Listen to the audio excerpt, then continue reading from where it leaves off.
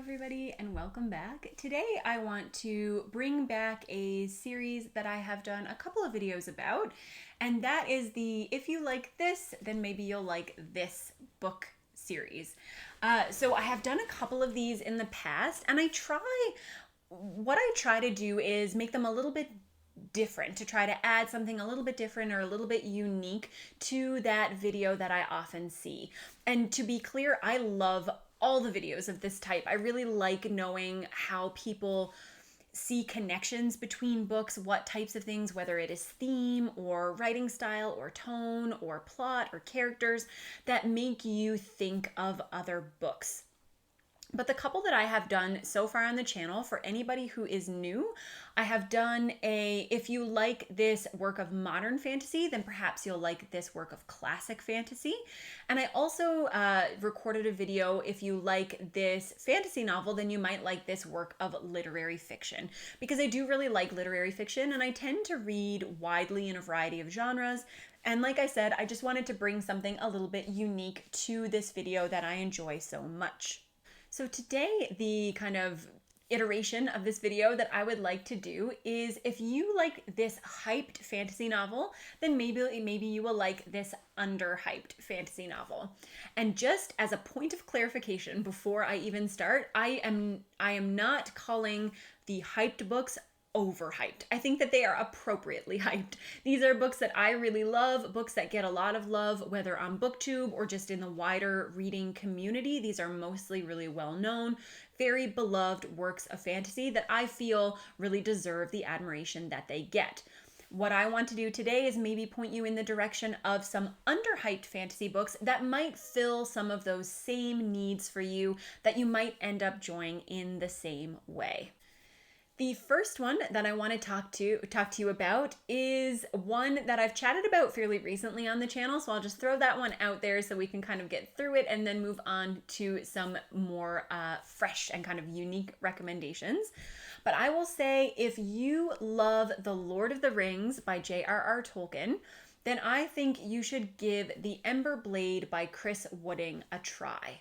So on the blurb of The Ember Blade, it compares the novel to Lord of the Rings, and as I was reading through it, I initially felt really irritated because I thought, every book gets recommended and gets compared to The Lord of the Rings or Mistborn or something similar, and in truth, they are very different novels. But what I will say about The Ember Blade, which is the story of a young man named Aaron and his best friend Cade, who grow up in an occupied country and are struggling with how they identify with the individuals who are occupying the country. They get embroiled in a personal tragedy and they are sent to a prison work camp, and from there, kind of a quest type adventure ensues. It is very heavily influenced by classic fantasy tropes, which is where I think the Lord of the Rings comparisons come in and where they are strongest. So this, like I said, is a quest type fantasy. There's kind of a band of companions who travel together, who are from various regions, who have various life stories, who are connected with each other because of the quest, but likely wouldn't have spent any time together otherwise, which I think mirrors the Fellowship from The Lord of the Rings fairly well. What The Ember Blade offers is a more modern twist on some of those classic fantasy tropes. So we get to talk a lot about such themes as colonialism. We get to talk about mental health and mental illness, and those are woven into the story, as they so often are with more modern works of fantasy. The character work in The Ember Blade is fantastic. I really enjoyed all of the characters. Even characters that I really didn't like at the beginning of the novel had come to kind of steal a piece of my heart by the time the novel was over.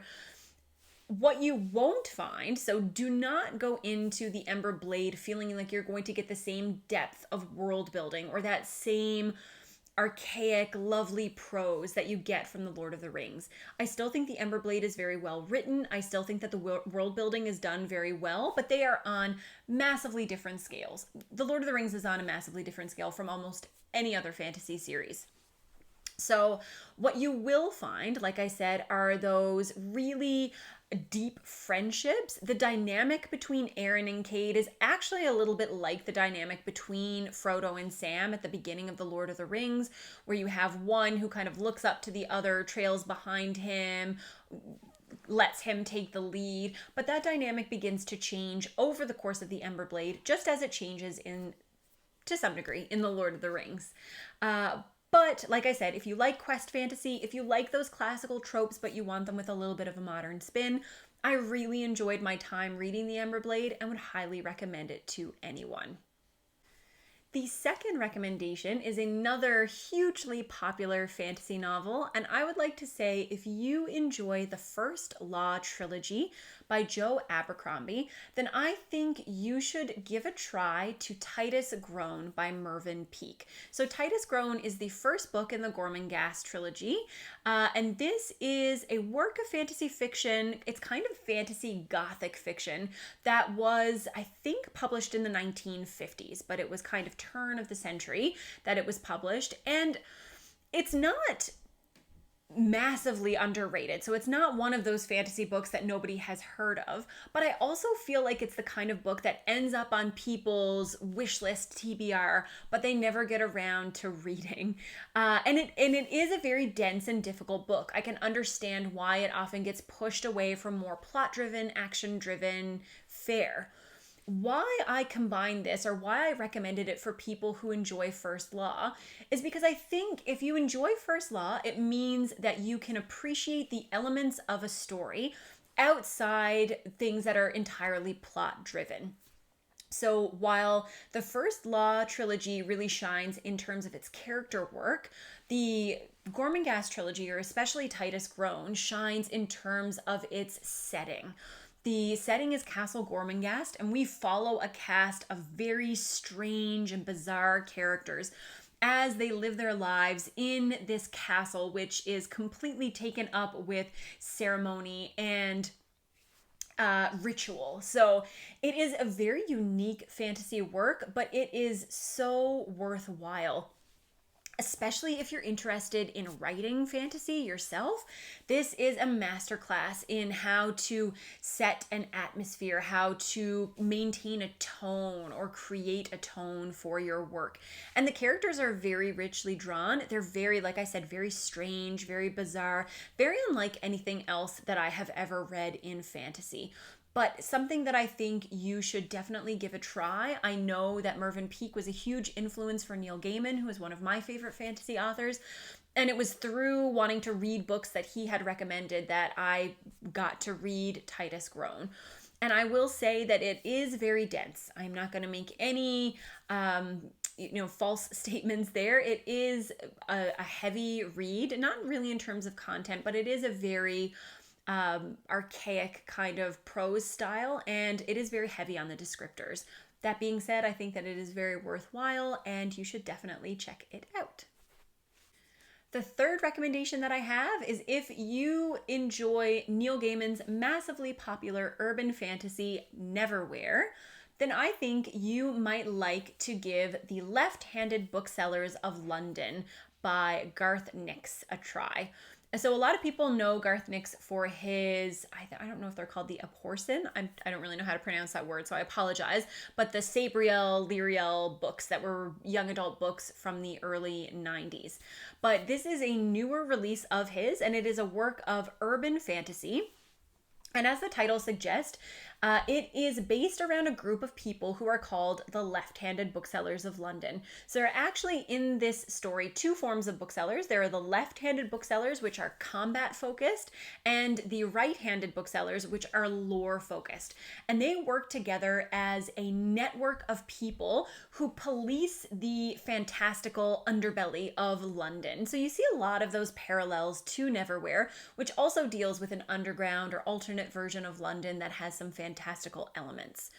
In the Lefthanded Booksellers of London, there is a young woman named Susan who is moving to London to go to art school, and she wants to find out the identity of her father. As she begins trying to look into who her father may have been, she becomes the target of the fantastic world, and a number of kind of monstrous fantasy creatures begin to go out and after her.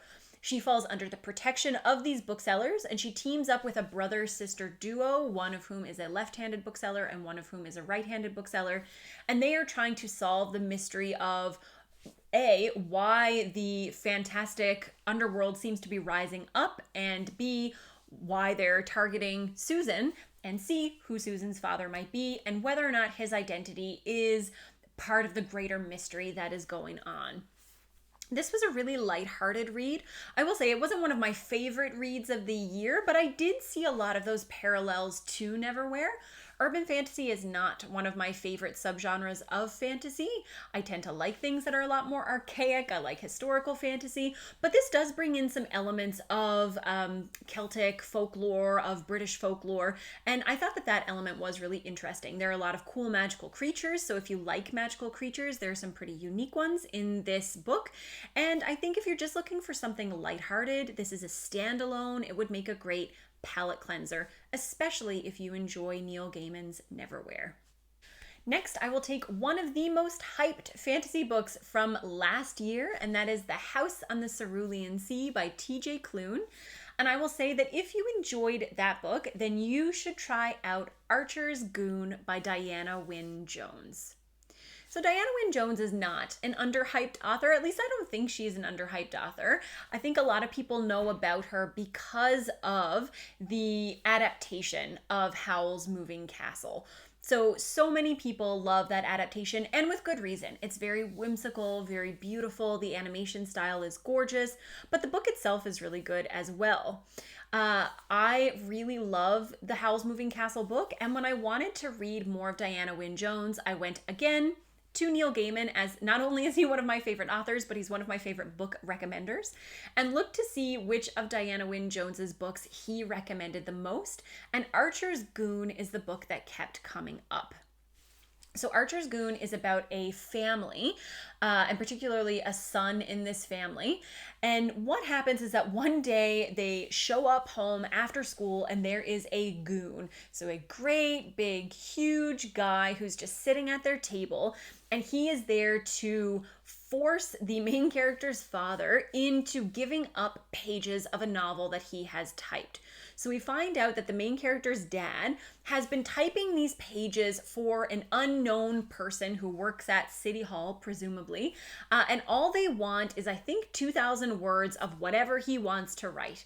And this started off as a way for him to stave off writer's block, which is really clever in terms of Dianna Wynne Jones. I think that's a little bit, on the nose. She probably struggled with some writer's block herself, and I think this is a really fun and clever way to devise a story or kind of catapult the plot of a story.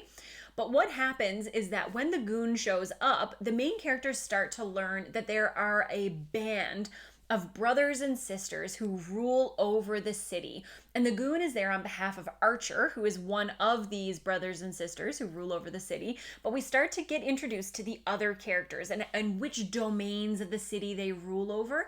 And we start to unfurl this central mystery that kind of hovers around these strangely typed words about the family themselves and about the main character. So it's a very odd, very whimsical, imaginative book. If you enjoy fantasy that has a mystery at its tail, if you like quirky, or at its center, sorry, if you like that has a mystery at its center, if you like those quirky, oddball types of characters, if you love imaginative works of fantasy, so if you're a fan of Neil Gaiman, if you liked The Ocean at the End of the Lane, if you liked Coraline, if you like some of his really imaginative books, I think that he obviously takes a lot of influence from Dianna Wynne Jones. He has a lot of respect for her books, and I loved it. This was a 5-star read for me, whereas the humor in The House in the Cerulean Sea didn't quite land for me. I thought that Archer's Goon was hilarious. It had that kind of dry, sarcastic, British type of humor that I find I really connect with, and this was just lovely. I would recommend this to anyone, no matter what type of fantasy you like. It is so short. It is a standalone. It would make the perfect palate cleanser to break up bigger works of fantasy.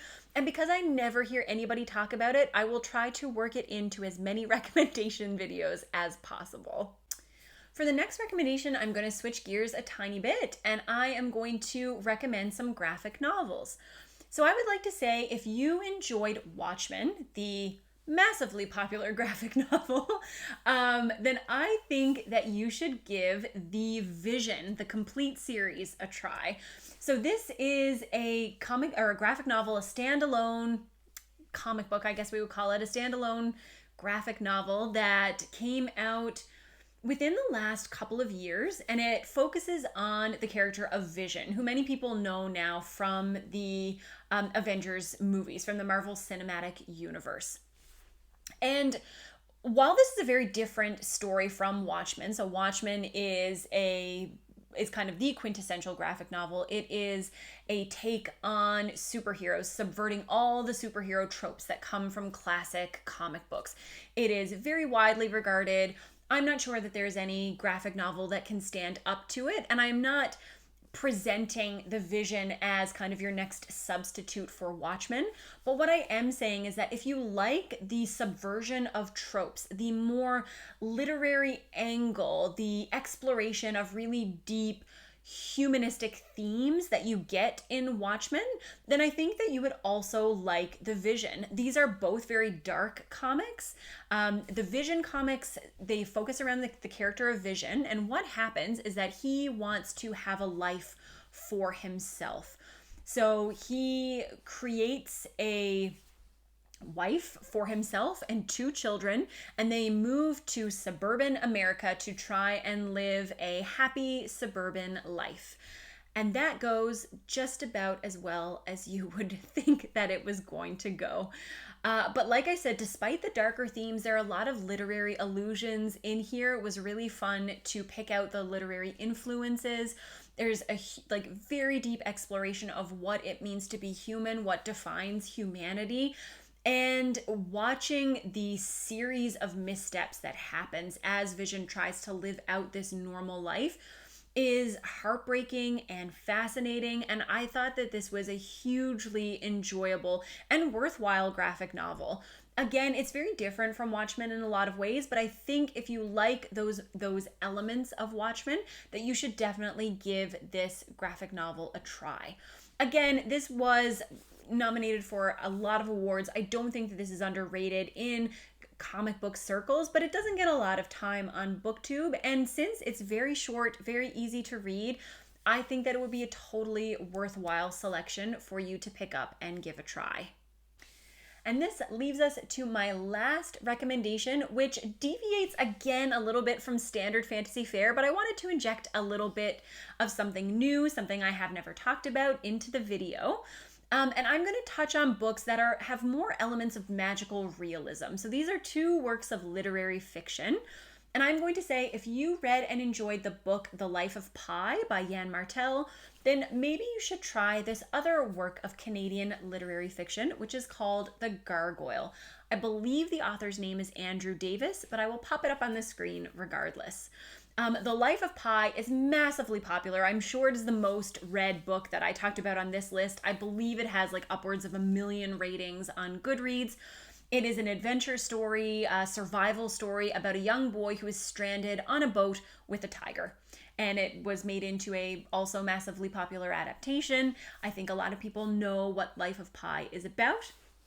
But it does have some elements of magical realism, and it has this exploration of faith and humanity and hope and perseverance. And it's a fantastic book. I really enjoyed it. I like Yann Martel's writing. I have enjoyed some of the other things that he has written as well. But I think if you like that place where magical realism and literary fiction meet, then you could also give The Gargoyle a try. This is a book that I read probably around 10-ish years or so ago, and it follows a man who I believe was an adult entertainer. And he was kind of this massively narcissistic but beautiful, beloved man who gets into a car accident and suffers extensive burns over almost all of his body. So he is in a huge amount of pain. He has lost his face, which was kind of the only thing that he had going for him. And while he's in the hospital, he is visited by a patient, or by a woman who is also in the hospital. And through their interaction, she starts to tell him a story. And the story that she's telling him is the story of all the past lives that they have lived together. So she believes that they are soulmates, that they are bound together through time and through fate. And she communicates these past lives to him and sits by his bedside and keeps him company. So she becomes kind of his closest companion while he spends this time in the hospital. And she weaves this narrative for him as he is lying there convalescing. And this is a really beautiful story. The writing is exquisite.